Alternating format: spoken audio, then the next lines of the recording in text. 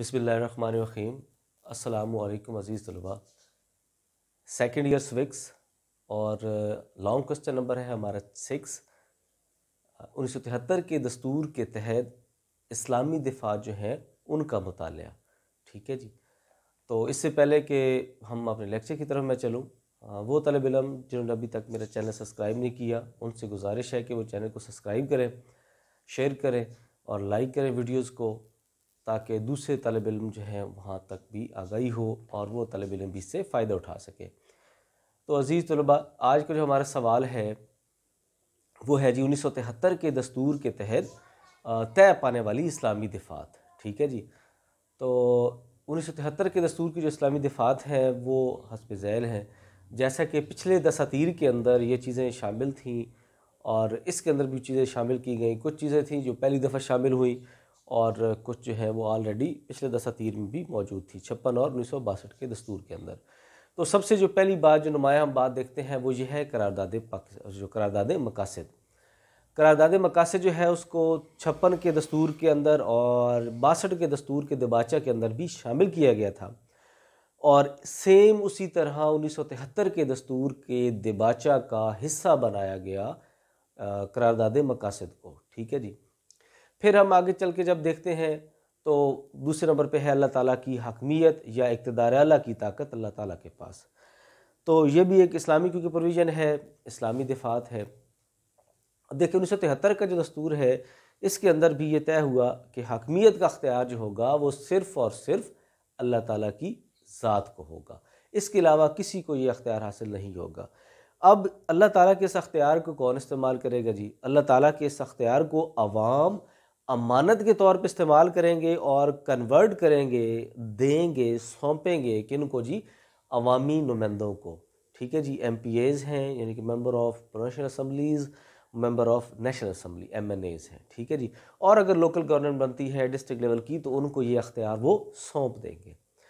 اب یہ جو عوامی نمائندے ہوں گے ان پہ دوہری ذمہ داری ہوگی، ایک تو وہ یہ ہے کہ وہ اللہ تعالیٰ کو جواب دہ ہیں اور دوسرا یہ وہ اپنی عوام کو بھی جواب دہ ہیں، ٹھیک ہے جی۔ اچھا جی، اس کے بعد اگلی ہیڈنگ جو ہم کریں گے اس میں وہ کیا ہے جی؟ وہ ہے سرکاری مذہب۔ پاکستان کے جو دساتیر جو سابقہ گزرے ہیں ان کو ملا کے اگر دیکھا جائے تو یہ 73 کا دستور وہ پہلا دستور ہے جس میں پہلی دفعہ اسلام کو بطور سرکاری مذہب اپنایا گیا اور یہ ڈکلیئر کیا گیا کہ پاکستان کا جو سرکاری مذہب ہے، آفیشیل ریلیجن ہے، وہ اسلام ہے۔ اس سے پہلے دساتیر کے اندر یہ سرکاری طور پر ڈکلیئر نہیں کیا گیا تھا۔ یہ ایک نئی چیز ہے 73 کے دستور کے اندر۔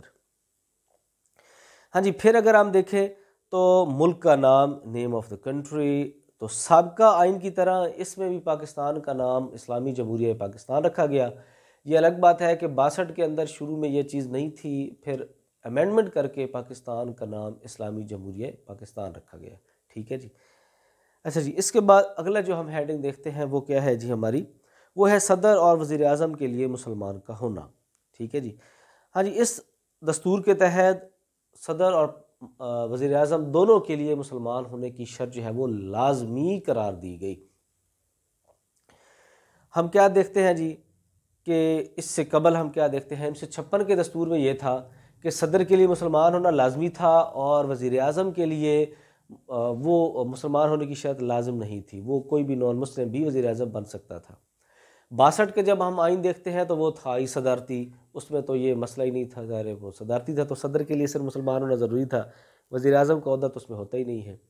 اور 73 کے دستور میں ہم نے کیا دیکھا کہ صدر اور وزیر اعظم دونوں کے لیے مسلمان ہونا ضروری ہے۔ اس کے ساتھ ساتھ وہ کن چیزوں کے اعادہ کرتے ہیں جب وہ اپنا حلف اٹھاتے ہیں؟ تو وہ توحید کا، ختم نبوت کا اور اسلامی نظریات کے تحفظ کا باقاعدہ وہ اس کا حلف اٹھاتے ہیں، وقت اس کا اعادہ کرتے ہیں۔ ہاں جی، پھر جو ایک نیا کام ہوا جو کہ اس سے پہلے دساتیر کے اندر نہیں تھا، وہ یہ تھا کہ پاکستان کے دستور کے اندر پہلی دفعہ مسلمان کی تعریف، ڈیفینیشن آف دا مسلم شامل کی گئی۔ اور کیا کہا گیا جی؟ کون فرد مسلمان ہوگا؟ اس میں یہ کہا گیا توحید، رسالت، قیامت، اللہ تعالیٰ کی کتابوں پر ایمان اور ان کے ساتھ ساتھ حضرت محمد صلی اللہ علیہ وآلہ وسلم کو اللہ کا آخری نبی تسلیم کرنا، یہ لازمی شرط ہے مسلمان ہونے کی۔ اور یہ پہلی دفعہ ایسا ہوا ہمارے ہاں دستور کے اندر کہ ختم نبوت کا لکھا جانا اور مسلمان کو ڈیفائن کر دینا کہ کون بندہ مسلمان ہوگا، یہ درج کیا گیا۔ اچھا جی، اس کے بعد ہم آگے چل کے کیا دیکھتے ہیں جی، اسلامی قانون سازی۔ ہاں جی، ریاست کے اندر جتنی بھی قانون سازی ہوگی وہ اسلامی جو شریعت ہے اس کے مطابق ہوگی۔ قرآن اور سنت نبی صلی اللہ علیہ وسلم کے فرامین اور قرآن مجید کو مد نظر رکھ کے قانون سازی کی جائے گی۔ کوئی بھی ایسی قانون سازی نہیں ہوگی جو اسلامی روح کے منافی ہو، جو اسلامی اصولوں کے منافی ہو۔ اور اسلامی اصول ہم کہاں سے ماخذ کرتے ہیں جی؟ قرآن پاک سے اور نبی صلی اللہ علیہ وسلم کے فرامین سے۔ پھر بعد میں ہم آگے چل کے دیکھتے ہیں کہ خلفائے راشدین کا کیا عمل ہے، اور پھر باقی اس طرح کی درجات ہیں۔ تو کوئی بھی ریاست کے اندر، پاکستان کی ریاست کے اندر کوئی بھی قانون ایسا نہیں بنایا جائے گا جو اسلامی تعلیمات کے منافی ہو یا اس سے ٹکراتا ہو۔ اچھا جی، اس کے بعد ہے جی اسلامی اصول۔ ریاست کے اندر رہنے والے ہر شہری کو اسلامی اصول کے مطابق زندگی بسر کرنے کی مکمل آزادی ہوگی۔ اسلامی اصول کون سے ہیں جی؟ جمہوریت ہے، آزادی ہے، مساوات، رواداری اور معاشرتی انصاف۔ ان اصولوں کو ریاست کے اندر پروان چڑھایا جائے گا، ریاست کے اندر پرموٹ کیا جائے گا، تاکہ کیا ہو سکے، تاکہ ہر شہری اس کی زندگی جو ہے پرسکون طریقے سے گزر سکے اور ریاست کے اندر امن و امان ہو۔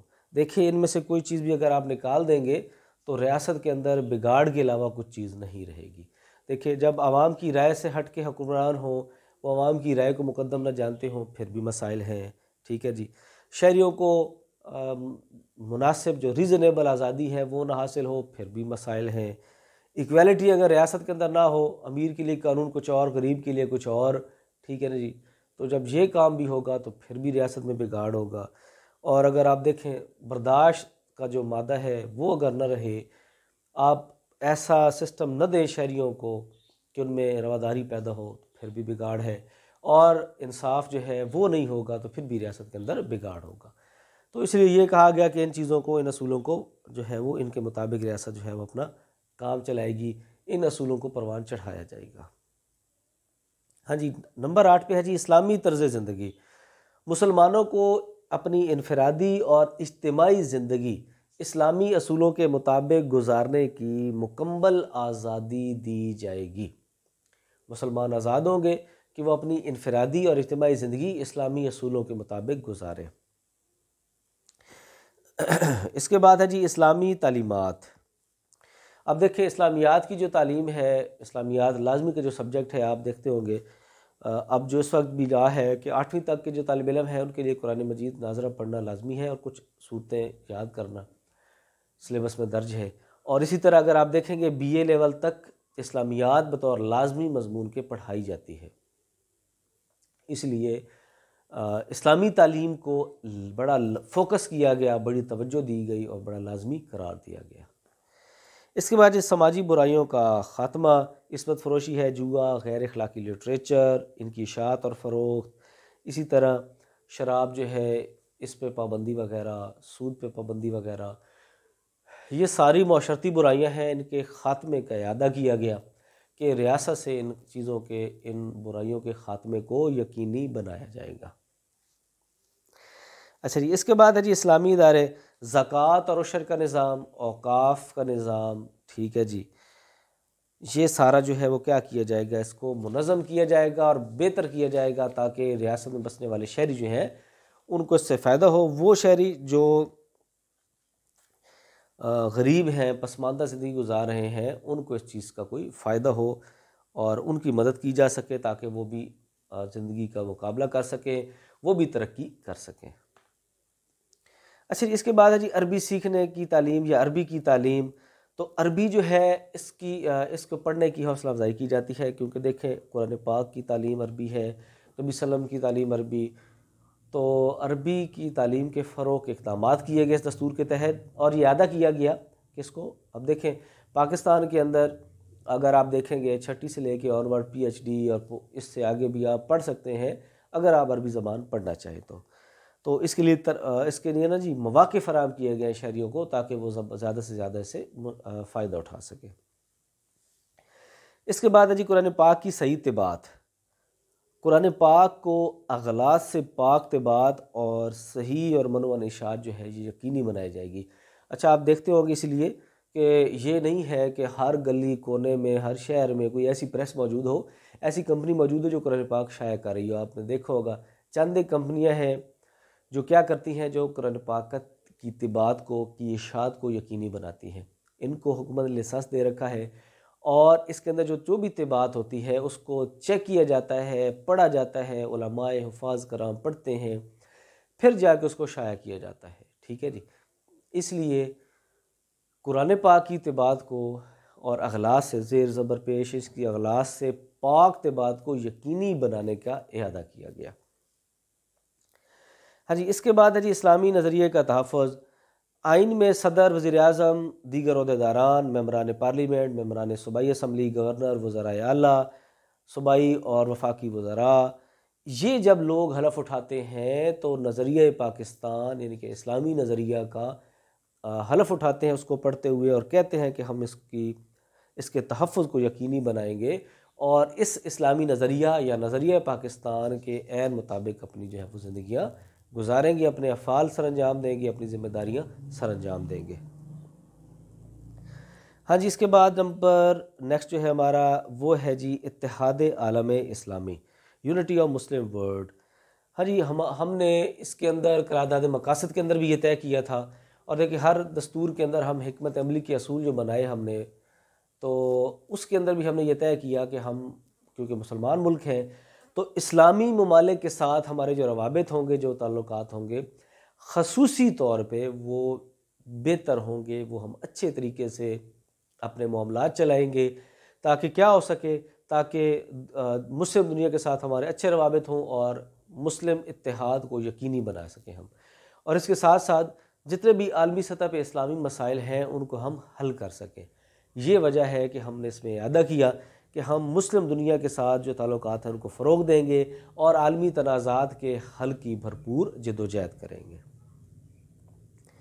ہاں جی، اس کے بعد اگلی ہیڈنگ ہے جی اسلامی نظریاتی کونسل۔ ہاں جی، یہ ایک اسلامی ادارہ بنایا گیا جس کے اراکین کی تعداد 8 سے 20 مقرر کی گئی، اور اس کے اندر اسلامی فقہ، معیشت، سیاست، دیگر اس کے مسائل کے ماہرین علماء موجود ہوتے ہیں۔ ان کا بنیادی کام وفاقی حکومت ہو، صوبائی حکومت ہو، وزراء ہوں، وزیر ہو، صدر مملکت ہو، وزیر اعظم ہو، گورنرز ہوں، صوبائی اسمبلیاں ہوں، کوئی بھی ادارہ ہو، ان کو اسلامی اصولوں کے تحت قانون سازی کا مشورہ دینا اس کا بنیادی مقصد ہے اس ادارے کا۔ تو یہ ادارہ جو ہے اپنا کام سر انجام دیتا ہے۔ ان کے مشورے پہ وزراء، صدر یا دیگر ایسے اراکین اسمبلی کام کرتے ہیں نہیں کرتے، یہ ایک الگ بحث ہے، لیکن اس کا بنیادی مقصد یہ ہے کہ اسلامی قانون سازی کے لیے ریاستی ان عہدیدارانوں کی رہنمائی کرنا۔ ہاں جی، اس کے بعد جو ہماری آخری ہیڈنگ اس میں آئے گی وہ ہے نظریہ پاکستان۔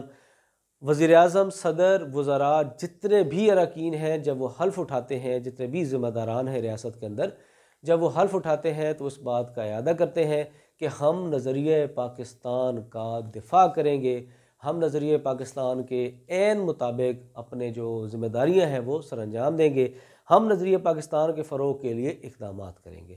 تو عزیز طلبہ، یہ تھا ہمارا لانگ کوسچن نمبر 6، اسلامی دفاعات ہیں 1973 کے دستور کی۔ انشاءاللہ جلدی اگلے لیکچر کے ساتھ آپ کی خدمت میں حاضر ہو جاؤں گا۔